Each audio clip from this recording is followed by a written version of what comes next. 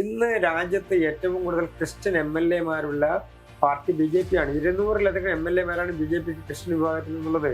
തൃശ്ശൂരിൽ BJPയെ സംബന്ധിച്ച് ഏതാണ്ട് 6 അസംബ്ലി മണ്ഡലങ്ങളിൽ 15,000-ഓളം വരുന്ന ഭൂരിപക്ഷത്തോടുകൂടി ശ്രീ സുരേഷ് ഗോപി ജയിക്കുന്ന സാഹചര്യമുണ്ടായി. അതിലിപ്പോൾ ക്രിസ്ത്യൻ സമുദായത്തിലുള്ള സഹോദരന്മാരുണ്ട്, മുസ്ലിം സഹോദരന്മാരുണ്ട്, BJPയുടെ പരമ്പരാഗതമായി കിട്ടുന്ന ഹിന്ദു വോട്ടുകളുണ്ട്. ഒരു കാലഘട്ടത്തിലുണ്ടായിരുന്ന വലിയ ബുദ്ധിമുട്ട് എന്ന് പറയുന്നത് തൊഴിൽ സംവിധാനങ്ങൾക്ക് അല്ലെങ്കിൽ തൊഴിൽ സാഹചര്യങ്ങൾക്കുള്ള അപര്യാപ്തതയോ അതല്ലെങ്കിൽ അതിനുള്ള സാഹചര്യങ്ങൾ സൃഷ്ടിക്കപ്പെടാതിരിക്കലുമാണ്. നിരന്തരമായിട്ടുള്ള സമരങ്ങൾ, പ്രക്ഷോഭങ്ങൾ, നിരന്തരമായി ഒരു പദ്ധതി വന്നാൽ അതിനെതിരെയുള്ള നടപടികൾ, ഈ തരത്തിൽ പല ഘട്ടങ്ങളിലും പ്രത്യേകിച്ച് ഇടതുപക്ഷ രാഷ്ട്രീയത്തിന്റെ ഭാഗമായി അങ്ങനെ നടന്നിട്ടുണ്ട്. അതാണോ 2026-ലെ BJPയുടെ അജണ്ട എന്ന് പറയുന്നത്? രാഷ്ട്രീയത്തിന്റെ അപ്പുറത്തേക്കും വികസനം മുന്നിൽ നിർത്തിക്കൊണ്ട് ജനങ്ങളുടെ വോട്ട് വിജയത്തിലേക്ക് എത്തിക്കുക, അതാണോ അജണ്ട? തീർച്ചയായിട്ടും. ലോകത്തിലെ തന്നെ ഏറ്റവും വലിയ പ്രധാനപ്പെട്ട കേന്ദ്രങ്ങളായി കേരളം മാത്രമല്ല ഇന്ത്യയിലെ എല്ലാ പ്രധാനപ്പെട്ട സംസ്ഥാനങ്ങളും മാറുകയാണ്. അത് ജനങ്ങൾ കാണുകയാണ്. BJP ആണ് വരുന്നതെങ്കിൽ കേന്ദ്രത്തിൽ നിന്ന് ഒരുപാട് വികസനം അല്ലെങ്കിൽ ഒരുപാട് കാര്യങ്ങൾ ജനങ്ങൾക്കായി ചെയ്തു കൊടുക്കുന്നുണ്ട്, ആ ഒരു രീതിയിലാണല്ലോ. അപ്പോൾ കേരളത്തിൽ എന്തായിരിക്കും ഇത്തരത്തിലുള്ള വാഗ്ദാനം സാധാരണ ജനങ്ങൾക്ക് കൊടുക്കാൻ പോകുന്നത്? അവരുടെ ഏത് പ്രശ്നത്തെയാണ് നിങ്ങൾ ഏറ്റവും കൂടുതൽ പറഞ്ഞു വെക്കാൻ പോകുന്നത്? നമസ്കാരം, നേഷൻ ഫസ്റ്റിലേക്ക് എല്ലാവർക്കും സ്വാഗതം. ഇന്ന് നമ്മളോടൊപ്പം ഉള്ളത് BJP പ്രതിനിധിയായിട്ടുള്ള അഡ്വക്കേറ്റ് കൃഷ്ണദാസ് ആണ്. നമസ്കാരം സർ. പൊതുവെ ഈ കഴിഞ്ഞ ലോക്സഭയിലാണ് ഈ കോർപ്പറേഷന്റെ ഒക്കെ വൻതോതിലുള്ള വോട്ട് BJPയുടെ തന്നെ നിലവിൽ അധ്യക്ഷനായിട്ടുള്ള രാജീവ് ചന്ദ്രശേഖറിലേക്ക് പോകുന്നത് നമ്മൾ കാണുന്നത്. ആ ഒരു സമയത്താണ് BJPക്ക് ഇത്രയധികം ഇൻഫ്ലുവൻസ് തലസ്ഥാനത്തുണ്ടോ എന്ന് തോന്നിപ്പോകുന്നത്. അതിനുശേഷമാണ് ഈ തദ്ദേശത്തിൽ ആ ഒരു ഇൻഫ്ലുവൻസ് വെറുതെ അല്ല, രാജീവ് ചന്ദ്രശേഖർ നിന്നതുകൊണ്ട് മാത്രമല്ല, പൊതുവെ BJPക്ക് മുഴുവനായിട്ട് ആ ഒരു ഇൻഫ്ലുവൻസ് ഉണ്ടെന്ന് മനസ്സിലാവുന്നത്. അതോടൊപ്പം തന്നെ മറ്റൊരു ചോദ്യം ചോദിച്ചോട്ടെ. ഈ മണ്ഡലങ്ങൾ തിരിച്ച് ഈ സ്ഥാനാർത്ഥി പ്രഖ്യാപനങ്ങളാണെങ്കിലും അത് ന്യൂനപക്ഷ വോട്ടുകൾ അല്ലെങ്കിൽ വോട്ട് സാധ്യത അനുസരിച്ച് തന്നെ അങ്ങനെ തന്നെയാണോ ഇപ്രാവശ്യവും പോകുന്നത്? കഴിഞ്ഞ തദ്ദേശത്ത് നിങ്ങളുടെ അധ്യക്ഷൻ പറയുന്നത് കേട്ടിട്ടുണ്ടായിരുന്നു, ഈ ക്രൈസ്തവ വോട്ടുകൾ ഉള്ളിടത്ത് ക്രൈസ്തവ സ്ഥാനാർത്ഥികളെയും അതേപോലെ ഭൂരിപക്ഷ വോട്ട് നമുക്ക് കിട്ടുന്ന രീതിയിൽ അങ്ങനെയാണ് സ്ഥാനാർത്ഥികളെ നിർത്തുന്നത്. അതേപോലെ തന്നെ ഭരണവിരുദ്ധത, ഇത് നിങ്ങൾക്ക് വോട്ട് സാധ്യതയായിട്ട് മാറുന്നുണ്ടോ? BJPക്ക് 2016-ലെ അസംബ്ലി തെരഞ്ഞെടുപ്പിൽ ശ്രീ K. സുരേന്ദ്രൻ പരാജയപ്പെട്ടത് 89 വോട്ടിനാണ്. അതുപോലെ തന്നെ ആ കാലഘട്ടങ്ങളിൽ തന്നെ BJPക്ക് പല മണ്ഡലങ്ങളിലും ജയസാധ്യത ഉണ്ടായിരുന്ന മണ്ഡലങ്ങളാണ് പലതും. പക്ഷെ സ്വാഭാവികമായും കേരളത്തിലെ ഇടത് വലത് മുന്നണികൾ ഒരുമിച്ച് ചേർന്നുകൊണ്ട് BJPയെ തോൽപ്പിക്കുക എന്നുള്ളൊരു നയം പലപ്പോഴും BJP ജയിക്കാൻ സാധ്യതയുള്ള മണ്ഡലങ്ങളിൽ സ്വീകരിച്ചിട്ടുണ്ട്. ഉദാഹരണത്തിന് BJP ജയിക്കാനുള്ള എന്തെങ്കിലും സാധ്യത ഉണ്ടെങ്കിൽ അവിടെ പരസ്പരം വോട്ട് മറച്ച് അവരവരുടെ സ്ഥാനാർത്ഥികളെ തോൽപ്പിക്കാൻ വേണ്ടി BJPയെ പരാജയപ്പെടുത്താൻ വേണ്ടിയുള്ള ശ്രമം കാര്യമായി നടക്കുന്നുണ്ട്. അതുകൊണ്ടാണ് BJPക്ക് വിജയത്തിലേക്ക് എത്താൻ കഴിയാത്തൊരു സാഹചര്യമുള്ളത്. കഴിഞ്ഞ തെരഞ്ഞെടുപ്പുകളിലൊക്കെ ഉണ്ടായിരുന്ന ഒരു വലിയ പ്രത്യേകത, ആ തരത്തിലുള്ള വലിയ വോട്ട് മറക്കാനുള്ള സാധ്യത അല്ലെങ്കിൽ അങ്ങനെ BJPയെ പരാജയപ്പെടുത്താമെന്നുള്ള സാധ്യത ഇല്ലാതെയായത് ശ്രീ സുരേഷ് ഗോപി തൃശ്ശൂരിൽ മത്സരിച്ച സമയത്താണ്. BJPയെ പരാജയപ്പെടുത്തും എന്ന് തന്നെയാണ് അന്ന് രണ്ട് മുന്നണികൾ പറഞ്ഞത്. ഇപ്പൊ ഇടതു മുന്നണി പറഞ്ഞതാണെങ്കിലും വലതു മുന്നണി പറഞ്ഞതാണെങ്കിലും ഒക്കെ BJP ഒരു കാരണവശാലും കേരളത്തിൽ സീറ്റ് ജയിക്കാൻ വേണ്ടി പോകുന്നില്ല. സുരേഷ് ഗോപി 3ാം സ്ഥാനത്തേക്ക് പോയതായിരുന്നു വോട്ടെണ്ണുന്ന ദിവസം വരെയുള്ള പ്രചരണം. പക്ഷെ അന്ന് തൃശ്ശൂരിൽ BJPയെ സംബന്ധിച്ച് ഏതാണ്ട് 6 അസംബ്ലി മണ്ഡലങ്ങളിൽ 15,000-ഓളം വരുന്ന ഭൂരിപക്ഷത്തോടുകൂടി ശ്രീ സുരേഷ് ഗോപി ജയിക്കുന്ന സാഹചര്യം ഉണ്ടായി. അപ്പോൾ വലിയ തരത്തിൽ BJPക്ക് ജനങ്ങളുടെ ഇടയിലുള്ള അംഗീകാരം, അത് ഏതെങ്കിലും ഒരു സമുദായം എന്നുള്ളത് നോക്കിയിട്ടല്ല. അതിലിപ്പോൾ ക്രിസ്ത്യൻ സമുദായത്തിലുള്ള സഹോദരന്മാരുണ്ട്, മുസ്ലിം സഹോദരന്മാരുണ്ട്, BJPയുടെ പരമ്പരാഗതമായി കിട്ടുന്ന ഹിന്ദു വോട്ടുകളുണ്ട്. അപ്പൊ അങ്ങനെ വലിയ തരത്തിൽ, അതിപ്പോ അങ്ങ് ചോദിച്ചത് കൊണ്ട് അതിനെ ഒരു സെക്ടേറിയൻ സിസ്റ്റത്തിലേക്ക് നോക്കിക്കഴിഞ്ഞാൽ തന്നെ എല്ലാ വിഭാഗം ജനങ്ങളിൽ നിന്നും വോട്ട് കാൻവാസ് ചെയ്യാൻ കഴിയുന്ന ഒരു സിസ്റ്റം BJP ഡെവലപ്പ് ചെയ്തിട്ടുണ്ട്. BJPക്ക് അതിനനുസരിച്ചിട്ടുള്ള വോട്ടുകൾ എല്ലാ മേഖലയിൽ നിന്നും വരുന്നുണ്ട്. ഉദാഹരണത്തിന് കേന്ദ്ര ഗവൺമെന്റ് കഴിഞ്ഞ 2 തവണയായി ഭരിച്ചുകൊണ്ടിരിക്കുന്ന ശ്രീ നരേന്ദ്രമോദിയുടെ കേന്ദ്ര ഗവൺമെന്റ് കേരളത്തിലെ ജനങ്ങൾ അടക്കം അംഗീകരിക്കുന്ന തരത്തിൽ നടത്തിയിട്ടുള്ള വികസന പ്രവർത്തനങ്ങൾ, ആ വികസന പ്രവർത്തനങ്ങൾക്ക് ഇപ്പോൾ കേരളത്തിൽ നിന്ന് ജയിച്ചു പോയിട്ടുള്ള MP-മാർ, അത് കോൺഗ്രസിന്റെ ആണെങ്കിലും LDF-ന്റെ ആണെങ്കിലും ഒക്കെ, കേരളത്തിലെ രാജ്യസഭാ അംഗങ്ങളാണെങ്കിലും കേരളത്തിൽ നിന്നുള്ള ലോകസഭാ അംഗങ്ങളാണെങ്കിലും ആകെ 29 പേർ ഈ 2 സ്ഥലത്തേക്കും കേരളത്തിൽ നിന്നുണ്ട്. അവരിൽ ഒരാൾ പോലും പിന്തുണക്കാത്ത കാലഘട്ടത്തിലാണ് കേരളത്തിലേക്ക് മന്ത്രിമാരെ കൊടുത്തുകൊണ്ട് കേരളത്തിന്റെ വികസനത്തിന് എല്ലാ മേഖലകളിലും ഫണ്ട് അനുവദിക്കാൻ കഴിയുന്ന പദ്ധതികൾ കൊണ്ടുവരാൻ കഴിയുന്ന ഒരു സിസ്റ്റം കേന്ദ്ര ഗവൺമെന്റ് ഡെവലപ്പ് ചെയ്തു. ഉദാഹരണത്തിന് ശ്രീ V. മുരളീധരൻ കേരളത്തിൽ നിന്നുള്ള MP അല്ല, പക്ഷെ അദ്ദേഹം മന്ത്രിയായിരുന്നു. അൽഫോൺസ് കണ്ണന്താനം മന്ത്രിയായിരുന്നു. ഇപ്പോൾ ജോർജ് കുര്യൻ മന്ത്രിയാണ്. ശ്രീ സുരേഷ് ഗോപി മന്ത്രിയാണ്. അപ്പൊ കേരളത്തിൽ കേന്ദ്ര ഗവൺമെന്റിന്റേതായിട്ടുള്ള വികസന പദ്ധതികൾ കൊണ്ടുവരാൻ കഴിഞ്ഞ കാലഘട്ടങ്ങളിൽ കഴിഞ്ഞു എന്നുള്ളതാണ്. അപ്പൊ ആ വികസന പദ്ധതികൾ കേരളത്തിലെ ജനങ്ങളിൽ വലിയ രീതിയിൽ BJPയോടുള്ള അടുപ്പം കൂട്ടി എന്നാണോ പറയുന്നത്? തീർച്ചയായിട്ടും അതുകൊണ്ടാണ് കഴിഞ്ഞ പാർലമെന്റ് തെരഞ്ഞെടുപ്പിൽ, ഉദാഹരണത്തിന് ശ്രീ V മുരളീധരൻ മന്ത്രിയായിരിക്കുന്ന സമയത്താണെങ്കിലും അൽഫോൺസ് കണ്ണന്താനം മന്ത്രിയായിരിക്കുന്ന സമയത്താണെങ്കിലും ഒക്കെ കേരളത്തിൽ കൊണ്ടുവന്നിട്ടുള്ള പദ്ധതികൾ, അല്ലെങ്കിൽ കേന്ദ്ര ഗവൺമെന്റിന്റേതായിട്ടുള്ള പദ്ധതികൾ അത് കൊണ്ടുവരുന്നതിനും അത് നടപ്പാക്കുന്നതിനും, അതിനു മുൻപ് ശ്രീ വാജ്പേയിയുടെ കാലഘട്ടത്തിലാണെങ്കിൽ ശ്രീ O രാജഗോപാൽ മന്ത്രിയായിരുന്ന സമയത്ത്, ഇപ്പൊ ഇന്ന് നമ്മൾ കേരളത്തിൽ കാണുന്ന റെയിൽവേ മേൽപ്പാലങ്ങൾ, ആ റെയിൽവേ മേൽപ്പാലങ്ങൾ ഏതാണ്ട് 90% ശ്രീ O രാജഗോപാൽ കേന്ദ്രമന്ത്രിയായിരുന്ന സമയത്ത് കൊണ്ടുവന്നതാണ്. 57 റെയിൽവേ മേൽപ്പാലങ്ങളാണ് ആ ഘട്ടത്തിൽ കൊണ്ടുവന്നത്. പ്രത്യേകിച്ച് വടക്കൻ കേരളത്തിലെ നാഷണൽ ഹൈവേയുമായി ബന്ധപ്പെട്ടുകൊണ്ടുള്ള കാലങ്ങൾ ആയി ഉണ്ടായിരുന്ന ആവശ്യങ്ങളാണ് നിറവേറ്റപ്പെട്ടത്. അപ്പൊ വികസനം കൊണ്ടുവരും. ഉദാഹരണത്തിന് ചെറിയൊരു ഉദാഹരണം പറഞ്ഞാൽ ആലപ്പുഴ ബൈപ്പാസും കൊല്ലം ബൈപ്പാസും. ആലപ്പുഴ ബൈപ്പാസും കൊല്ലം ബൈപ്പാസും ഏതാണ്ട് 72-73 കാലഘട്ടങ്ങളിൽ, ഏതാണ്ട് 40-45 വർഷങ്ങൾക്ക് മുൻപ് പണി തുടങ്ങിയതാണ്, അല്ലെങ്കിൽ അതിനുള്ള വിഭാവനം ചെയ്യപ്പെട്ടതാണ്. അത് രണ്ടും പൂർത്തിയാകുന്നത് ഇപ്പോഴാണ്, കഴിഞ്ഞ 4-5 വർഷങ്ങൾക്ക് മുൻപാണ്, രണ്ടാം മോഡി സർക്കാരിന്റെ കാലഘട്ടത്തിലാണ്. അപ്പൊ സ്വാഭാവികമായും അങ്ങനെയുള്ള ഒരു പദ്ധതി, ഇപ്പൊ ഉദാഹരണത്തിന് കേരളത്തിലെ പൊതുവായിട്ടുള്ള നാഷണൽ ഹൈവേ കാസർഗോഡ് മുതൽ തിരുവനന്തപുരം വരെ നോക്കിക്കഴിഞ്ഞാൽ വടക്കൻ ജില്ലകളിൽ, ഉദാഹരണത്തിന് കണ്ണൂർ ജില്ലയിലെ, തലശ്ശേരിയിലെ, മാഹിയിലെ ഒക്കെ പ്രദേശങ്ങളിലേക്ക് പോയി കഴിഞ്ഞാൽ വലിയ കുരുക്ക്, ജനങ്ങളെ സംബന്ധിച്ച് അവർക്ക് യാത്ര ചെയ്യാൻ കഴിയാത്ത അത്രയും ഗതാഗത കുരുക്കുണ്ടാക്കുന്ന റോഡുകളായിരുന്നു അതൊക്കെ. ഹൈവേ വികസനം എത്തി നോക്കാത്ത മേഖലകളായിരുന്നു. ഏതാണ്ട് 68,000 കോടി രൂപയാണ് കേരളത്തിൽ ഹൈവേ വികസനത്തിന് വേണ്ടി കേന്ദ്ര ഗവൺമെന്റ് കൊണ്ടുവന്നത് കഴിഞ്ഞ 10 വർഷക്കാലത്തിനുള്ളിൽ. അല്ല, ആ ഒരു ഫണ്ടിന്റെ കണക്ക് പോലും ഈ അടുത്ത കാലത്താണ് കേൾക്കുന്നത്. 68,000 കോടി കേന്ദ്രത്തിൽ നിന്നും, അല്ലെങ്കിൽ അങ്ങനെ ഒരു ഫണ്ട് ഇവിടെ വന്നിട്ടുണ്ട്, അത്രയും പ്രവർത്തനങ്ങൾ നടന്നിട്ടുണ്ടെന്നുള്ള രീതിയിൽ ആ ഒരു വലിയ കണക്ക് അതിന് കുറച്ചു ദിവസം മുമ്പൊക്കെ മാധ്യമങ്ങളെല്ലാം റിപ്പോർട്ട് ചെയ്തിട്ടുണ്ടായിരുന്നു ഈ ഒരു കണക്കിനെ പറ്റിയിട്ടൊക്കെ. അതോടൊപ്പം തന്നെ ദേശീയപാതയുടെ ഉദ്ഘാടനം, അതുമായി ബന്ധപ്പെട്ട വാർത്തകളും വന്നിട്ടുണ്ടായിരുന്നു. ഇതൊക്കെ BJPയെ തിരുവനന്തപുരം മുതൽ കാസർഗോഡ് വരെ സ്വാധീനിക്കുന്നുണ്ട്, അല്ലെങ്കിൽ വോട്ട് താഴേക്കിടയിലുള്ള വോട്ടുകൾ BJPയിലേക്ക് എത്തുന്നത് ഇതുകൊണ്ടുകൂടിയാണ് അല്ലെ? ജനങ്ങൾ തിരിച്ചറിയുകയല്ലേ. ഉദാഹരണത്തിന് ആലപ്പുഴ ബൈപ്പാസ് നടപ്പായി എന്നുള്ളത് ജനങ്ങൾ നേരിട്ട് കാണുകയാണല്ലോ. കൊല്ലം ബൈപ്പാസ് നടപ്പായി എന്നുള്ളത് ജനങ്ങൾ നേരിട്ട് കാണുക. നാഷണൽ ഹൈവേയുടെ വീതി 6 വരി പാതയിലേക്ക് മാറുന്നു എന്നുള്ളത് ജനങ്ങൾ കാണുകയാണ്. അപ്പൊ ജനങ്ങൾക്ക് വികസനം നേരിട്ട് കാണാൻ കഴിയുന്ന ഒരു സാഹചര്യത്തിൽ അവർ മനസ്സിലാക്കുകയാണ്, വികസനം ഉണ്ടാകണമെങ്കിൽ, പദ്ധതികൾ നടപ്പാക്കണമെങ്കിൽ കേന്ദ്ര ഗവൺമെന്റ് ഉണ്ടാകണം, മീൻസ് BJP ഭരിക്കുന്ന ഗവൺമെന്റ് ഉണ്ടാകണം എന്നുള്ളത് മനസ്സിലാക്കാൻ. അങ്ങനെ വരുന്ന ആളുകൾ സ്വാഭാവികമായും രാഷ്ട്രീയത്തിന്റെ പ്രസക്തി അവിടെ കുറവാണ്. രാഷ്ട്രീയം നോക്കാതെ വോട്ട് ചെയ്യുന്ന ആളുകളുണ്ട്, വികസനത്തെ മുന്നിൽ കാണുന്ന ആളുകളുണ്ട്. ഉദാഹരണത്തിന് കേരളം അടക്കമുള്ള സംസ്ഥാനങ്ങളിൽ ഒരു കാലഘട്ടത്തിൽ ഉണ്ടായിരുന്ന വലിയ ബുദ്ധിമുട്ട് എന്ന് പറയുന്നത് തൊഴിൽ സംവിധാനങ്ങൾക്ക്, അല്ലെങ്കിൽ തൊഴിൽ സാഹചര്യങ്ങൾക്കുള്ള അപര്യാപ്തതയോ അതല്ലെങ്കിൽ അതിനുള്ള സാഹചര്യങ്ങൾ സൃഷ്ടിക്കപ്പെടാതിരിക്കലുമാണ്. നിരന്തരമായിട്ടുള്ള സമരങ്ങൾ, പ്രക്ഷോഭങ്ങൾ, നിരന്തരമായി ഒരു പദ്ധതി വന്നാൽ അതിനെതിരെയുള്ള നടപടികൾ, ഈ തരത്തിൽ പല ഘട്ടങ്ങളിലും പ്രത്യേകിച്ച് ഇടതുപക്ഷ രാഷ്ട്രീയത്തിന്റെ ഭാഗമായി അങ്ങനെ നടന്നിട്ടുണ്ട്. പക്ഷെ ഇന്ന് രാജ്യത്ത് എല്ലാ മേഖലകളും എടുത്തു നോക്കിക്കഴിഞ്ഞാൽ, ഇന്ന് IT മേഖല എടുത്തു നോക്കിക്കഴിഞ്ഞാൽ ലോകത്തിലെ തന്നെ ഏറ്റവും വലിയ പ്രധാനപ്പെട്ട കേന്ദ്രങ്ങളായി കേരളം മാത്രമല്ല, ഇന്ത്യയിലെ എല്ലാ പ്രധാനപ്പെട്ട സംസ്ഥാനങ്ങളും മാറുകയാണ്. അത് ജനങ്ങൾ കാണുകയാണ്. ഉദാഹരണത്തിന് കേരളത്തിലെ തീരദേശ മേഖല, കേരളത്തിൽ കേന്ദ്ര ഗവൺമെന്റ് ആദ്യം സ്വച്ഛ് ഭാരത് അഭിയാൻ കൊണ്ടുവന്ന സമയത്ത് കക്കൂസ് നിർമ്മിക്കാനാണ് ഈ പദ്ധതി കൊണ്ടുവരുന്നത് എന്ന് പറഞ്ഞ് കളിയാക്കിയ ധാരാളം UDF-കാരും LDF-കാരുമുണ്ട്, നേതാക്കന്മാരുണ്ട്. അന്ന് BJP ആ പദ്ധതി കൊണ്ടുവന്നപ്പോൾ കേരളത്തിൽ 2 ലക്ഷത്തിലധികം ആളുകൾക്കാണ് പ്രാരംഭമായി തന്നെ അതിന്റെ പ്രയോജനം ലഭിക്കാനുള്ള സാഹചര്യം ഉണ്ടായി. അത് വീടുകളിൽ നേരിട്ട് കിട്ടാൻ ആളുകൾക്ക് 12 ലക്ഷത്തിലധികം വീടുകളിലാണ് അത് കൊടുക്കാനുള്ള സാഹചര്യം ഉണ്ടായത്. ഉദാഹരണത്തിന് കേരളത്തിലെ സാധാരണക്കാർക്ക് ലഭിക്കുന്ന ആയുഷ്മാൻ പദ്ധതി എന്ന് പറഞ്ഞാൽ പ്രായമായിട്ടുള്ള ആളുകളെ സംബന്ധിച്ച് അവർക്ക് ഇൻഷുറൻസ് കിട്ടാൻ വേണ്ടിയിട്ടുള്ള സാഹചര്യം, 5 ലക്ഷം രൂപ വരെ ഇൻഷുറൻസ് കിട്ടിക്കൊണ്ട് അവർക്ക് ചികിത്സ നടത്താൻ കഴിയുന്ന ഒരു സാഹചര്യം.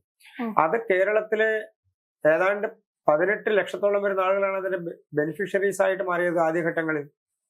ഇന്നില്ല, ആയിരക്കണക്കിന് ആളുകൾക്ക് അതിന്റെ ബെനിഫിഷ്യറീസ് ആയിട്ട് മാറാൻ കഴിഞ്ഞു. 80 ലക്ഷത്തോളം പേരാണ് കേരളത്തിൽ ആയുഷ്മാൻ പദ്ധതിയുടെ ഭാഗമായി ചേരുകയും അതിന്റെ ബെനിഫിറ്റ് കിട്ടുകയും ചെയ്യുന്നത്. 5 ലക്ഷം രൂപയുടെ ഇൻഷുറൻസ് പദ്ധതിയിലൂടെ ചികിത്സ നടത്താൻ വേണ്ടി കഴിയുന്നത്. ഇപ്പൊ ഗ്യാസ് കണക്ഷൻ, സൗജന്യ ഗ്യാസ് കണക്ഷൻ കൊടുക്കുന്ന പദ്ധതി. കേരളത്തില് അതിന്റെ ആവശ്യമില്ല എന്ന് പ്രഖ്യാപിച്ച ആളുകളുണ്ട്, അതിനെതിരെ വിമർശനം കൊണ്ടുവന്ന ആളുകളുണ്ട്. പക്ഷെ കേരളത്തിൽ അത് കിട്ടിയിട്ടുള്ള ആളുകളുടെ എണ്ണം ഏതാണ്ട് 80 ലക്ഷത്തിലധികമാണ്. വീടുകളിൽ ഇതൊക്കെ രാഷ്ട്രീയപരമായിട്ടുള്ള എതിർപ്പുകൾ തന്നെയല്ലേ? രാഷ്ട്രീയപരമായിട്ടുള്ള എതിർപ്പുകൾ എത്ര ഉന്നയിച്ചാലും നേരിട്ട് ലഭിക്കുന്നു. ഇപ്പൊ എനിക്ക് നേരിട്ടൊരു വികസനത്തിന്റെ പ്രയോജനം ലഭിക്കുന്നു, അല്ലെങ്കിൽ പദ്ധതിയുടെ പ്രയോജനം ലഭിക്കുന്നു എന്ന് പറഞ്ഞാൽ ഞാൻ അതാണല്ലോ നോക്കിക്കാണുക, അതാണല്ലോ സാധാരണക്കാർ നോക്കിക്കാണുക. അവർക്ക് അതിന്റെ പ്രയോജനം. അതാണോ 2026 ബിജെപിയുടെ അജണ്ട എന്ന് പറയുന്നത്? രാഷ്ട്രീയത്തിന്റെ അപ്പുറത്തേക്കും വികസനം മുന്നിൽ നിർത്തിക്കൊണ്ട് ജനങ്ങളുടെ വോട്ട് ബിജെപിയിലേക്ക് എത്തിക്കുക, അതാണോ അജണ്ട? തീർച്ചയായിട്ടും. ഇപ്പൊ BJPക്കെതിരെ നിരന്തരമായി UDF-ഉം LDF-ഉം നേതാക്കന്മാർ നടത്തിയിരുന്ന ഒരു വലിയ പ്രചരണം എന്ന് പറയുന്നത് BJP ഒരു ഹൈന്ദവ പാർട്ടിയാണ്, BJP ഒരു ക്രിസ്ത്യൻ വിരോധമുള്ള പാർട്ടിയാണ്, BJP മുസ്ലിം വിരോധമുള്ള പാർട്ടിയാണ്. ഞങ്ങളുടെ പാർട്ടിയിൽ എത്രയോ ആളുകൾ, എത്രയോ ക്രിസ്ത്യൻ സമൂഹത്തിൽപ്പെട്ടുള്ള സഹോദരന്മാർ, മുസ്ലിം സമൂഹത്തിൽപ്പെട്ടുള്ള സഹോദരന്മാർ, അവരെല്ലാവരും ഞങ്ങളുടെ പാർട്ടിയുടെ ചുമതലക്കാരായി വന്ന് സ്ഥാനാർത്ഥികളായി വന്നു. ഇന്ന് രാജ്യത്ത് ഏറ്റവും കൂടുതൽ ക്രിസ്ത്യൻ MLA-മാരുള്ള പാർട്ടി BJP ആണ്. 200-ലധികം MLA-മാരാണ് BJPക്ക് ക്രിസ്ത്യൻ വിഭാഗത്തിൽ നിന്നുള്ളത്. രാജ്യത്തെ 5 പ്രധാനപ്പെട്ട ക്രിസ്ത്യൻ ഭൂരിപക്ഷ സംസ്ഥാനങ്ങൾ എടുത്താൽ, ഗോവയടക്കം, നാഗാലാൻഡ് അടക്കം, വടക്കിഴക്കൻ സംസ്ഥാനങ്ങൾ അടക്കമുള്ള പ്രദേശങ്ങൾ എടുത്താൽ അവിടെയെല്ലാം ഭരിക്കുന്നത് BJP ആണ്. ഗോവയിലെ ജനസംഖ്യയുടെ എണ്ണം നോക്കിക്കഴിഞ്ഞാൽ, അവിടുത്തെ ക്രിസ്ത്യൻ ഭൂരിപക്ഷം നോക്കിക്കഴിഞ്ഞാൽ BJPക്ക് ഒരിക്കലും ഭരണത്തിൽ വരാൻ കഴിയില്ല, ഒരു MLA പോലും ഉണ്ടാക്കാൻ കഴിയില്ല. പക്ഷെ ഭരിക്കുന്നത് BJP ആണ്. അപ്പൊ വടക്ക് കിഴക്കൻ സംസ്ഥാനങ്ങളിലാണെങ്കിലും കേരളം അടക്കമുള്ള സ്ഥലങ്ങളിലാണെങ്കിലും ഒക്കെ BJPക്ക് ജയിക്കാൻ കഴിയുന്ന സ്ഥലങ്ങളിൽ ഒന്ന് വികസനം ഞങ്ങൾ മുന്നോട്ട് വച്ചിട്ടുള്ള ആ വികസന അജണ്ട ജനങ്ങൾ അംഗീകരിച്ചിട്ടുണ്ട്. ഉദാഹരണത്തിന് കഴിഞ്ഞ ദിവസം കേരളത്തിൽ തിരുവനന്തപുരത്ത് BJPക്ക് കിട്ടിയുള്ള വലിയ വളർച്ച ആരെയാ റീപ്ലേസ് ചെയ്തത്? BJP LDF-നെയാണ്. സാധാരണ നിലയ്ക്ക് നമ്മുടെ കേരളത്തിലെ രാഷ്ട്രീയം എന്താണ്? LDF മാറുമ്പോൾ UDF വരും, UDF മാറുമ്പോൾ LDF വരും. തിരുവനന്തപുരത്ത് ആരാണ് റീപ്ലേസ് ചെയ്യപ്പെട്ടത്? BJP റീപ്ലേസ് ചെയ്ത് അധികാരത്തിൽ വരുമ്പോൾ UDF. അല്ല, അതിനൊരു കാരണം എന്ന് പറയുന്നത് ഭരണവിരുദ്ധത കൊണ്ട് ഒരു പ്രധാന കാരണമായിട്ടുണ്ടാകാം. അതേപോലെ തന്നെ BJPയുടെ ഒരു ട്രെൻഡ് തിരുവനന്തപുരത്ത് തുടങ്ങി വെച്ചിട്ടുണ്ടായിരുന്നു. അത് അത്രത്തോളം പ്രാധാന്യം ബാക്കി ഘടകകക്ഷികളോ അല്ലെങ്കിൽ ബാക്കി പാർട്ടികളോ കൊടുക്കാതിരുന്നതും ഒരു കാരണമായി കൂടെ. ഒരുപാട് അല്ലെങ്കിൽ ഇതിന് മുൻകാല ഇലക്ഷനുകൾ നോക്കുന്ന സമയത്താണെങ്കിൽ സ്റ്റാർ മണ്ഡലങ്ങളിലെല്ലാം BJPയുടെ തന്നെ പ്രധാന പ്രതിനിധികളൊക്കെ മത്സരിച്ച് അവിടെ ഒരു BJP ഓളം സൃഷ്ടിച്ചിട്ടുണ്ടായിരുന്നു. പിന്നീട് അവർ കൂടുതൽ വർക്ക് ചെയ്തപ്പോഴും ബാക്കിയുള്ളവർ വലിയ പ്രാധാന്യം കൊടുക്കാത്തത് കൊണ്ട് BJPക്ക് അവിടെ ഒരു വൻ ട്രെൻഡ് ഉണ്ടാക്കാൻ അല്ലെങ്കിൽ ആ ഒരു സാഹചര്യമായി കൂടെ. ബംഗാളിൽ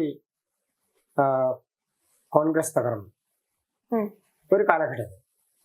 അവിടെ റീപ്ലേസ് ചെയ്യപ്പെട്ടു വന്നത് LDF ആണ്. കാലങ്ങളോടെ ഏതാണ്ട് 25-30 വർഷക്കാലം LDF-ന്റെ ഗവൺമെന്റ് ആയിരുന്നു.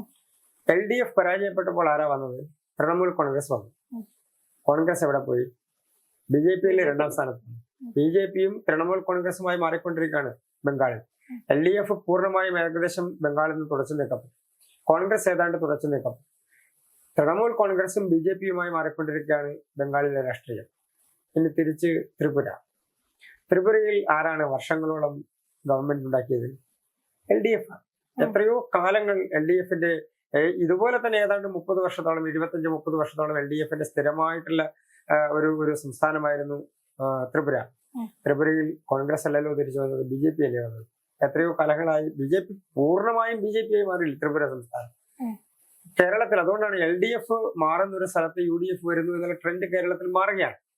ഉദാഹരണത്തിന് ഒരു മുന്നണി മാറിയാൽ ആ മുന്നണിക്ക് പകരമായി ഞങ്ങളാണ് എന്ന് പറയുന്ന മുന്നണി രാഷ്ട്രീയം കേരളത്തിൽ മാറുകയാണ്. തിരുവനന്തപുരത്ത് കാലങ്ങളായി BJPക്ക് ശക്തമായിട്ടുള്ള സാന്നിധ്യമുണ്ട്, രാഷ്ട്രീയ സാന്നിധ്യമുണ്ട്, വോട്ടുകളുണ്ട്, ജയിക്കുന്ന സ്ഥലങ്ങളുണ്ട്. അത് ത്രിതല പഞ്ചായത്തിലുമുണ്ട്. നേരത്തെ ശ്രീ ഒ രാജഗോപാൽ MLA ആയിട്ടും ജയിച്ചിട്ടുണ്ട്. BJPക്ക് പാർലമെന്റിലേക്ക് ചെറിയ വോട്ടുകൾക്ക് BJPയുടെ സ്ഥാനാർത്ഥികൾ പരാജയപ്പെട്ടിട്ടുണ്ട്. ശ്രീ കുമ്മനം രാജശേഖരൻ മത്സരിക്കുന്ന സമയത്താണെങ്കിലും ശ്രീ ഒ രാജഗോപാൽ മത്സരിക്കുമ്പോഴാണെങ്കിലും ഇപ്പോൾ ശ്രീ രാജീവ് ചന്ദ്രശേഖർ മത്സരിക്കുമ്പോഴാണെങ്കിലും ഒക്കെ ചെറിയ വോട്ടുകൾക്കാണ്, ഏതാണ്ട് 15,000-20,000 വോട്ടുകൾക്കാണ് അവരെല്ലാം പരാജയപ്പെട്ടിട്ടുള്ളത്. അവിടെ LDF-ന്റെ മുന്നണി ഭരണത്തിൽ ഇരുന്നിരുന്ന ഒരു കോർപ്പറേഷൻ LDF മാറിയപ്പോൾ BJP വന്നത്, കോൺഗ്രസ് അല്ല വന്നത്. അപ്പൊ സ്വാഭാവികമായും കേരളത്തിൽ അങ്ങനെയുള്ള ഒരു മുന്നണി മാറുമ്പോൾ അടുത്ത മുന്നണി എന്നുള്ള രാഷ്ട്രീയത്തിന് മാറ്റം വന്നു. ഉദാഹരണത്തിന് തൃശ്ശൂർ അതിന്റെ 2ാമത്തെ ഉദാഹരണമാണ്. തൃശ്ശൂരിൽ BJPക്ക് അനുകൂലമായിട്ടുള്ള ഒരു രാഷ്ട്രീയ സാഹചര്യം ഉണ്ട് എന്ന് ഞങ്ങൾ പറഞ്ഞപ്പോൾ അതിനെ ഇല്ല എന്ന് പറഞ്ഞവരാണ് 2 മുന്നണികൾ. കാരണം 2 തവണയും മത്സരിച്ചപ്പോ തോറ്റുപോയതുകൊണ്ട് അപ്പൊ 3ാം തവണയും ജയിക്കില്ല എന്നൊരു ധാരണയായിരുന്നു ഉണ്ടായിരുന്നത്. ഈ താങ്കൾ പറഞ്ഞു വരുന്ന അനുസരിച്ചാണെങ്കിൽ ഇതിനു മുൻപ് ഈ മാറി മാറി ഒന്നെങ്കിൽ LDF അല്ലെങ്കിൽ UDF, അതിന് പകരം ഇപ്പോ ത്രികോണ പോരാട്ടം എന്ന രീതിയിലേക്ക് കേരളത്തിലെ എല്ലാ മണ്ഡലങ്ങളും മാറിക്കഴിഞ്ഞു. ആ ഒരു രീതിയിലാണെങ്കിൽ ഇപ്പൊ നേരത്തെ പറഞ്ഞല്ലോ, വികസനങ്ങൾ മുൻനിർത്തിയാണ് ഞങ്ങൾ വോട്ട് ചോദിക്കുന്നത് എന്നുള്ളത് രാഷ്ട്രീയത്തിന്റെ അപ്പുറത്തേക്കും. അപ്പോ വികസനങ്ങൾ എന്ന് പറയുമ്പോൾ സാധാരണക്കാർക്ക് മോദി ഗവൺമെന്റ് ഇനി കേരളത്തിൽ എന്തായിരിക്കാം മുന്നോട്ട് വെക്കുന്ന സർപ്രൈസ് വികസനങ്ങൾ? അങ്ങനെ വികസന പദ്ധതികളൊക്കെ മുന്നോട്ട് വെക്കുന്നുണ്ടോ സർപ്രൈസ് ആയിട്ട്? കേരളത്തിലെ നിരവധി മേഖലകളിൽ, പ്രത്യേകിച്ച് ടൂറിസം മേഖലയിൽ, കേരളത്തിലെ പിൽഗ്രിമേജ് ടൂറിസവുമായി ബന്ധപ്പെട്ടുകൊണ്ട് കേരളത്തിന്റെ പൊതു സമൂഹത്തിൽ ഏറ്റവും കൂടുതൽ സാമ്പത്തിക ക്രയവിക്രയം നടക്കുന്ന ഒരു കാലഘട്ടം എന്ന് പറയുന്നത് നവംബർ ഡിസംബർ മാസങ്ങളിലാണ്. നമ്മൾ എത്രയല്ല എന്ന് പറഞ്ഞാലും കേരളത്തിന്റെ സാമ്പത്തിക മേഖലയിലെ ക്രയവിക്രയത്തിന്റെ തോത് നിശ്ചയിക്കുന്ന മാസം നവംബർ ഡിസംബർ മാസങ്ങൾ. അതിന്റെ പ്രധാനപ്പെട്ട കാരണം കേരളത്തിലുള്ളത് ഒന്നുകിൽ ഹോസ്പിറ്റൽ മേഖലയിലുള്ള, അതായത് ഹെൽത്ത് ടൂറിസവുമായി ബന്ധപ്പെട്ടുകൊണ്ട്, ഹെൽത്ത് ഡെവലപ്മെന്റുമായി ബന്ധപ്പെട്ടുകൊണ്ടാണ് കേരളത്തിൽ അതിന്റെ ഒരു പ്രോസസ്സ് നടക്കുന്നത്. രണ്ട്, കേരളത്തിലെ പ്രധാനപ്പെട്ട ടൂറിസം മേഖലയിലെ വരുമാനം എന്ന് പറയുന്നത് ശബരിമലയുമായി ബന്ധപ്പെട്ടുകൊണ്ടാണ്. കേരളത്തിലെ ശബരിമലയുമായി ബന്ധപ്പെട്ടുകൊണ്ടുള്ള തീർത്ഥാടനം എന്ന് പറയുന്നത് ഈ LDF ഗവൺമെന്റ് അതിനെ 2000-ലും 2001-ലും 2018-ലും ഒക്കെ നിരന്തരമായി തകർക്കാൻ വേണ്ടി ശ്രമിക്കുന്ന സമയത്തുണ്ടായിട്ടുള്ള പ്രശ്നങ്ങൾ ഒഴിച്ചു നിർത്തി കഴിഞ്ഞാൽ ശബരിമല കാലഘട്ടങ്ങളിൽ, പ്രത്യേകിച്ച് തീർത്ഥാടന കാലഘട്ടങ്ങളിൽ കേരളത്തിൽ നടക്കുന്നത് ഏകദേശം 35,000-ത്തിലധികം കോടി രൂപയുടെ വ്യത്യസ്ത മേഖലകളിലുള്ള വരുമാനവും ക്രയവിക്രയവുമാണ്. ഉദാഹരണത്തിന് നമ്മൾ ഉപ്പു തൊട്ട് കർപ്പൂരം വരെ എന്ന് പറയുന്നത് ഒരു പദ്ധതിയുടെ പേരിൽ ശബരിമലയിൽ അതെല്ലാം ഉണ്ട് എന്നുള്ളതാണ്. ശബരിമല തീർത്ഥാടന കാലഘട്ടം കേരളത്തിലെ നാളികേരം, ഏറ്റവും കൂടുതൽ നാളികേരം ഉപയോഗിക്കപ്പെടുന്ന ഒരു കാലഘട്ടം എന്ന് പറയുന്നത് ഈ മണ്ഡല കാലഘട്ടത്തിൽ കർപ്പൂരം, ചന്ദനത്തിൽ കേരളത്തിലെ പരമ്പരാഗത വ്യവസായങ്ങൾ ഏറ്റവും കൂടുതൽ വിപണനം നടക്കുന്നത് ആ കാലഘട്ടത്തിൽ. കേരളത്തിലെ ഹോട്ടലുകൾ, കേരളത്തിലെ പെട്രോൾ പമ്പുകൾ, ഇവർ ഇങ്ങനെ ചെറുത് തുടങ്ങി കഴിഞ്ഞാൽ കേരളത്തിലെ എല്ലാ വ്യവസായ മേഖലയിലും വ്യാപാര മേഖലയിലും ചെറുകിട വ്യാപാര മേഖലയിലും എല്ലാം നടക്കും. നമ്മുടെ നാട്ടിൻ പ്രദേശത്തുള്ള ചെറിയ ക്ഷേത്രങ്ങൾ, ചെറിയ കടകൾ, വ്യാപാര അവിടെ എല്ലാം കച്ചവടം വർദ്ധിക്കുന്ന ഒരു കാലഘട്ടം എന്ന് പറയുന്നത് നവംബർ ഡിസംബർ മാസഘട്ടത്തില് മണ്ഡല കാലഘട്ടത്തിലാണ്. അത് പക്ഷെ കഴിഞ്ഞ കുറച്ചു കാലങ്ങളായി തകർന്നിരിക്കുന്നു. അതൊരു പ്രധാനപ്പെട്ട വിഷയമാണ്. എന്തുകൊണ്ട് തകർന്നു?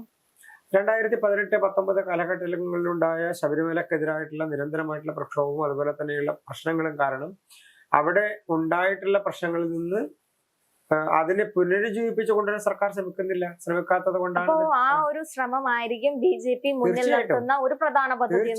തീർച്ചയായിട്ടും. അതേപോലെ ഇപ്പോ സർക്കാരിന്റെ ഭാഗത്തു നിന്നും പെൻഷൻ കൂട്ടുന്ന ഒരു അവസ്ഥ, അല്ലെങ്കിൽ പ്രകടന പട്ടിക ഒന്നും ഇറങ്ങിയിട്ടില്ല. ഇറങ്ങുന്ന സമയത്തായിരിക്കും ഇനി വരും കാല സർക്കാർ ജനങ്ങൾക്ക് കൊടുക്കാൻ പോകുന്ന പുതിയ പദ്ധതികളെ പറ്റി അറിയുന്നത്. ബഡ്ജറ്റിനകത്തിൽ അതിൽ ചെറിയ സൂചനകളൊക്കെ നൽകി പോയിട്ടുണ്ടായിരുന്നു. ഇനിയിപ്പോ അതിന്റെ ബാക്കി പത്രങ്ങൾ എന്ന് പറയുന്നത് ഡേറ്റ് വന്നു കഴിഞ്ഞാൽ അതിനുശേഷം സ്ഥാനാർത്ഥി പ്രഖ്യാപനങ്ങൾ നടത്തിയ ശേഷമായിരിക്കും. BJP ആണ് വരുന്നതെങ്കിൽ കേന്ദ്രത്തിൽ നിന്ന് ഒരുപാട് വികസനം അല്ലെങ്കിൽ ഒരുപാട് കാര്യങ്ങൾ ജനങ്ങൾക്കായി ചെയ്തു കൊടുക്കുന്നുണ്ട്. ആ ഒരു രീതിയിലാണല്ലോ. അപ്പൊ കേരളത്തിൽ എന്തായിരിക്കും ഇത്തരത്തിലുള്ള വാഗ്ദാനം സാധാരണ ജനങ്ങൾക്ക് കൊടുക്കാൻ പോകുന്നത്? അവരുടെ ഏത് പ്രശ്നത്തെയാണ് നിങ്ങൾ ഏറ്റവും കൂടുതൽ പറഞ്ഞു വെക്കാൻ പോകുന്നത്? BJP അല്ലല്ലോ കേരളം ഭരിക്കുന്നത്. കേരളം ഭരിക്കുന്നത് LDF ആണ്. കഴിഞ്ഞ 2 ടേമായിട്ട് BJP കേന്ദ്രം ഭരിക്കുന്നു എന്ന് മാത്രമേ ഉള്ളൂ. തിരുവനന്തപുരത്ത് നിന്ന് കാസർഗോട്ടേക്ക് ട്രെയിനിൽ യാത്ര ചെയ്യുന്ന ഒരാളെ സംബന്ധിച്ച് അങ്ങ് യാത്ര ചെയ്തിട്ടുണ്ടോ അടുത്ത കാലത്ത് നിലയ്ക്ക്? എത്രയോ പ്രധാനപ്പെട്ട സ്റ്റേഷനുകളാണ് വലിയ തരത്തിൽ മാറ്റത്തിന് വിധേയമായിട്ടുള്ളത് കാണേണ്ടതാണ്. ഇന്ത്യൻ റെയിൽവേ സ്റ്റേഷനുകളൊക്കെ വലിയ മാറ്റത്തിലാണ്. അമൃത പദ്ധതിയുടെ ഭാഗമായി നഗരങ്ങൾ വികസിക്കുന്നത് പോലെ തന്നെ റെയിൽവേയുടെ എല്ലാ സ്റ്റേഷനുകളും അത് പുനഃക്രമീകരിക്കപ്പെടുന്നു, വികസനത്തിലേക്ക് വരും. ട്രെയിനുകൾ, ഒരു കാലഘട്ടത്തിലുണ്ടായിരുന്ന ട്രെയിനുകളിൽ നിന്ന് മാറിയിട്ട് ട്രെയിനുകളുടെ സൗകര്യങ്ങൾ എത്രയും വർദ്ധിക്കപ്പെട്ടിരിക്കുന്നു. അമൃത് പദ്ധതിയുടെ ഭാഗമായിട്ടുള്ള ട്രെയിനുകൾ വന്ന സമയത്ത്, വന്ദേ ഭാരത് ട്രെയിനുകളുമായി ബന്ധപ്പെട്ടുള്ള ട്രെയിനുകൾ വന്ന സമയത്തൊക്കെ കേരളത്തിന് അതിൻ്റെതായിട്ടുള്ള ശക്തമായിട്ടുള്ള പ്രാധാന്യവും പ്രാതിനിധ്യവും കിട്ടിയിട്ടുണ്ട് ആ കാലഘട്ടങ്ങളിൽ. അപ്പൊ കേന്ദ്ര ഗവൺമെന്റ് ഉദാഹരണത്തിന് കേന്ദ്ര ഗവൺമെന്റ് തീരദേശ മേഖലയിൽ കൊണ്ടുവന്നിട്ടുള്ള പദ്ധതി കേരളത്തിലാണ് ഏറ്റവും കൂടുതൽ ഈ ജൻ ഔഷധി കേന്ദ്രങ്ങൾ പ്രവർത്തിക്കുന്ന ഒരു സംസ്ഥാനം. പ്രധാനമന്ത്രിയുടെ ആരോഗ്യ സംരക്ഷണ പദ്ധതികളുടെ ഭാഗമായി സാധാരണക്കാർക്ക് ഏറ്റവും കുറഞ്ഞ വിലയിൽ മരുന്ന് ലഭ്യമാക്കാൻ കഴിയുന്ന പദ്ധതി എന്നുള്ള നിലക്കാണ് ഈ ജൻ ഔഷധി പദ്ധതികൾ കൊണ്ടുവന്നത്. ജൻ ഔഷധി കേന്ദ്രങ്ങൾ വന്നത് കേരളത്തിൽ ഏതാണ്ട് 1800-ലധികം മെഡിക്കൽ സ്റ്റോറുകളാണ് അതിന്റെ പേരിൽ ജനൌഷധി കേന്ദ്രങ്ങളായി പ്രവർത്തിക്കുന്നത്. അപ്പോൾ കേരളം എന്ന് പറയുന്ന സംസ്ഥാനത്തിന് കേന്ദ്ര ഗവൺമെന്റ് നടപ്പാക്കുന്ന പദ്ധതികളുടെ ഭാഗമായി കിട്ടുന്ന വികസന പദ്ധതികൾ അല്ലെങ്കിൽ അതിന്റെ പ്രയോജനം അത് കേരളത്തിലെ ജനങ്ങൾ തിരിച്ചറിയുകയാണ്. അത് തിരിച്ചറിയുന്ന ആളുകളെ സംബന്ധിച്ച് ആളുകൾ BJP-ക്കൊപ്പം വരും. ഉദാഹരണത്തിന് ക്രിസ്ത്യൻ വിഭാഗത്തിനെതിരാണ് BJP എന്ന് എത്രയോ കാലങ്ങളായി പ്രചരിപ്പിച്ചുകൊണ്ടിരിക്കുന്നത്. മുനമ്പം വിഷയമുണ്ടായ സമയത്ത് കേരളത്തിലെ മുഴുവൻ ക്രിസ്ത്യൻ സമൂഹവും BJP-ക്കൊപ്പം വന്നു. കേരളത്തിലെ മുഴുവൻ ക്രിസ്ത്യൻ സമൂഹവും BJP വിശ്വാസത്തിലെടുത്തു. ആ മുനമ്പം പ്രശ്നം പരിഹരിക്കുന്നതിനുള്ള നടപടികളുമായി മുന്നോട്ട് പോയി. പാർലമെന്റിൽ ബില്ല് കൊണ്ടുവന്നു, നിയമം നടപ്പാക്കി, നിയമത്തിൽ തിരുത്തൽ കൊണ്ടുവന്നു. അവ സ്വാഭാവികമായും ആ തരത്തിലുള്ള ആശങ്കകളെല്ലാം ജനങ്ങൾ ഇന്ന് മാറ്റിവെക്കാൻ ഒരു മതത്തിനെതിരാണ്, ഒരു ജാതിക്കെതിരാണ്, ഒരു വിശ്വാസത്തിനെതിരാണ് എന്നൊക്കെയുള്ള BJP-ക്കെതിരായിട്ടുള്ള രണ്ട് മുന്നണികളുടെയും നിരന്തരമായിട്ടുള്ള പ്രചരണം, ആ പ്രചരണത്തിന്റെ കാലഘട്ടം കഴിഞ്ഞു. ജനങ്ങൾ തിരിച്ചറിവിന്റെ കാലഘട്ടത്തിലേക്ക് മാറിയാൽ അത് ഹൈവേ വികസനത്തിന്റെ കാര്യത്തിലാണെങ്കിലും ചെറുകിട ഉദാഹരണത്തിന് കേരളത്തിൽ ഏതാണ്ട് 28 ലക്ഷത്തിലധികം ആളുകൾക്കാണ് ജൻധൻ അക്കൗണ്ടുകൾ വഴി, ഒന്നുകിൽ ജൻധൻ അക്കൗണ്ടുകൾ തുടങ്ങിയിട്ടുള്ള ആളുകളെ സംബന്ധിച്ച് അല്ലെങ്കിൽ ബാങ്ക് അക്കൗണ്ടുകൾ വഴി മുദ്രാ ലോണുകൾ ലഭിക്കാനുള്ള സാഹചര്യം ഉണ്ടായി. അത് ചെറുതും വലുതുമായിട്ടുള്ള ആളുകൾ, അത് 5 ലക്ഷം വാങ്ങിയവരുണ്ടാവും, 10 ലക്ഷം വാങ്ങിയവരുണ്ടാവും. MSME ലോണുകളുടെ ഭാഗമായി 25 ലക്ഷവും 25 കോടിയും വരെ വാങ്ങിയ ആളുകളുണ്ടാകും, സ്ഥാപനങ്ങളുണ്ടാകും. അപ്പൊ കേരളത്തിലെ ചെറുകിട വ്യവസായ മേഖലയിൽ സാധാരണക്കാർക്ക് തൊഴിലെടുക്കാൻ കഴിയുന്ന വലിയ വികസനത്തിന്റെ സാധ്യതകൾ അവർ തിരിച്ചറിയാൻ. ആ തിരിച്ചറിവാണോ ഇനി വരാൻ പോകുന്ന ലക്ഷ്യം എന്ന് പറയുന്നത്? ഇതിന് മുൻപ് 20% വോട്ട് ഷെയർ അല്ലേ വർദ്ധിച്ചിട്ടുണ്ടായിരുന്നത്? BJP-ക്ക് 16% വോട്ട്, 17% വോട്ട്, അല്ലെങ്കിൽ ആ ഒരു കാലഘട്ടത്തിൽ നിന്നിരുന്ന വോട്ടിൽ നിന്ന് ഏകദേശം 20-21% കഴിഞ്ഞ തെരഞ്ഞെടുപ്പിൽ വന്നിട്ടുണ്ട്. അപ്പോ ഇതിൽ നിന്നും ഈ തദ്ദേശത്തിന്റെ ആ ഒരു ട്രെൻഡൊക്കെ നമ്മൾ കണ്ടതാണ്. അതിനുശേഷം പ്രതിപക്ഷമാണെങ്കിലും നിലവിലെ ഭരണപക്ഷമാണെങ്കിലും പറഞ്ഞത് ഇതൊരു പ്രധാന ഇലക്ഷനായിട്ടൊന്നും കാണണ്ട, ഇത് ഈ വരാൻ പോകുന്ന നിയമസഭയാണ് എല്ലാത്തിനെയും നിർണയം എന്ന് പറയുന്നത്. നിയമസഭയിൽ നിങ്ങൾക്ക് എത്ര ശതമാനം വോട്ട് ഷെയർ ആയിരിക്കും വർദ്ധിക്കാൻ പോകുന്നത്? പ്രതീക്ഷ എന്താണ്? BJP കഴിഞ്ഞ കാലഘട്ടങ്ങളിലെല്ലാം തെരഞ്ഞെടുപ്പുകളിൽ ചെയ്തിട്ടുള്ളത് ഞങ്ങൾക്ക് ജയിക്കാൻ കഴിയുന്ന മണ്ഡലങ്ങളെ മുൻനിർത്തിക്കൊണ്ടുള്ള നിരന്തരമായിട്ടുള്ള പ്രവർത്തനവും അതനുസരിച്ചിട്ടുള്ള പ്രചരണവുമാണ് നടത്തിക്കൊണ്ടിരുന്നത്. അതുകൊണ്ടാണ് ഞാൻ നേരത്തെ തന്നെ സൂചിപ്പിച്ചത്, BJP-ക്ക് ജയസാധ്യതയുള്ള ഒരു സ്ഥലത്ത് പരസ്പരം വോട്ട് മറിച്ചുകൊണ്ട് BJP പരാജയപ്പെടുത്തുക എന്നതാണ് നിരന്തരമായി രണ്ട് മുന്നണികളും എടുക്കുന്ന ഒരു നയം. അതിനെ മറികടന്നുകൊണ്ട് ജനങ്ങൾ വോട്ട് ചെയ്ത് ജനങ്ങൾ വിജയിപ്പിച്ചതാണ് തൃശ്ശൂരിൽ ശ്രീ സുരേഷ് ഗോപി ജയിക്കാനുള്ള, വലിയ ഭൂരിപക്ഷത്തിൽ ജയിക്കാനുള്ള സാഹചര്യം ഉണ്ടായത്. അതിനെ തകർത്തുകൊണ്ടാണ് ഞങ്ങൾ തൃപ്പൂണിത്തുറയിൽ മുനിസിപ്പാലിറ്റി ജയിക്കാനുള്ള സാഹചര്യം ഉണ്ടായത്, ഭരണം പിടിക്കാനുള്ള സാഹചര്യം ഉണ്ടായത്. തിരുവനന്തപുരം കോർപ്പറേഷനിൽ അതിനെ തകർത്തുകൊണ്ടാണ് മുന്നോട്ട് പോകാനുള്ള സാഹചര്യം ഉണ്ടായത്. BJP ഒറ്റക്കുള്ള ഒരു കക്ഷി എന്ന നിലക്ക് NDA മുന്നണിയോടൊപ്പം നിൽക്കുന്ന മറ്റ് കക്ഷികളെയും ചേർത്തുകൊണ്ടുള്ള നിരന്തരമായിട്ടുള്ള ഉദാഹരണത്തിന് BJP-ക്ക് അടുത്തേക്ക് വരുന്ന പ്രധാനപ്പെട്ട കക്ഷികളെന്ന് ശ്രദ്ധിച്ചാൽ അറിയാം. കേരളത്തിൽ എറണാകുളം ജില്ലയിൽ ഒറ്റക്ക് നിന്നുകൊണ്ട് രാഷ്ട്രീയ സ്വാധീനം ഉറപ്പിച്ചൊരു പാർട്ടിയാണ് 2020. അവർ ഭരിക്കുന്ന പഞ്ചായത്തുകൾ, അവരുടെ മേഖല, അവർ പ്രവർത്തിക്കുന്ന മേഖല, അവിടെയെല്ലാം ശക്തമായിട്ടുള്ള ജനകീയ സാന്നിധ്യവും ജനങ്ങളുടെ വോട്ടും ജനങ്ങളുടെ പിന്തുണയുമുള്ള ഒരു പാർട്ടിയാണ്. അവർ ഇന്ന് LDF-ന്റെ UDF-ന്റെ ഒപ്പം അല്ല പോയത്. കേരളത്തിന്റെ വികസനം കൊണ്ടുവരാൻ കഴിയുന്ന പ്രധാനപ്പെട്ട മുന്നണി എന്നുള്ള നിലക്ക് അവർ BJP-യോടൊപ്പമാണ് വന്നത്, കേന്ദ്ര ഗവൺമെന്റിന്റെ ഒപ്പമാണ് വന്നത്. അതേപോലെ ആദ്യമായിട്ട് 2020-യും BJP-യും ഒരുമിച്ചൊരു ഇലക്ഷനെ വരാൻ പോവുകയാണ്. മറ്റൊന്ന് BDJS, കേരളത്തിലെ ഏറ്റവും പ്രധാനപ്പെട്ട സാമുദായിക പിന്തുണയുള്ള വിഭാഗങ്ങൾ പ്രവർത്തിക്കുന്ന ഒരു പാർട്ടിയാണ് BDJS. അവർക്കും പ്രത്യേകിച്ച് ആലപ്പുഴ ജില്ല, എറണാകുളം ജില്ല, തെക്കൻ ജില്ലകളിൽ വലിയ സ്വാധീനം, രാഷ്ട്രീയ സ്വാധീനമുള്ള പാർട്ടിയാണ്.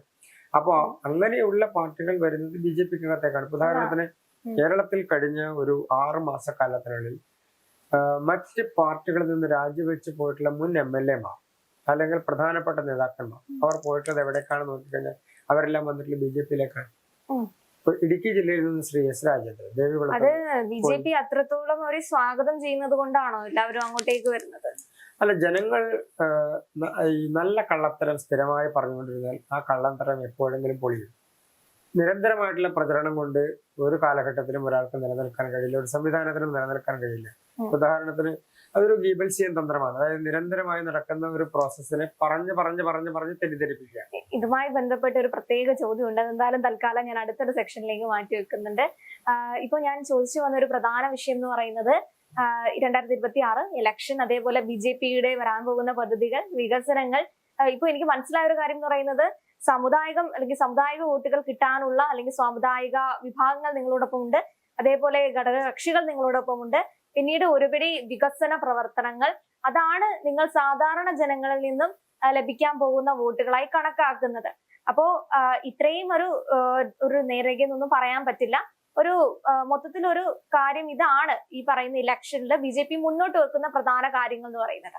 ഇനി സ്റ്റാർ മണ്ഡലങ്ങളെ പറ്റി ചർച്ച ചെയ്യാനുണ്ട്. അതേപോലെ തന്നെ നിങ്ങൾ പറഞ്ഞിരുന്ന പോലെ പ്രധാന മണ്ഡലങ്ങളുണ്ടല്ലോ, BJPക്ക് എപ്പോഴും ഒരു വാട്ട് ഷെയർ കിട്ടുന്ന മണ്ഡലങ്ങൾ, അവിടെ ഇത്തവണ സ്റ്റാർ കാൻഡിഡേറ്റ്സ് തന്നെയാണ് മത്സര രംഗത്തേക്ക് വരുന്നത് എന്നൊരു സൂചന കൂടെ ഉണ്ടായിട്ടുണ്ട്. പലയിടത്തും നിർണായകമായിട്ടുണ്ട്. അപ്പോൾ ആ ഒരു മണ്ഡലങ്ങളെ പറ്റിയിട്ട് നമുക്ക് ചർച്ച ചെയ്യേണ്ടതുണ്ട്.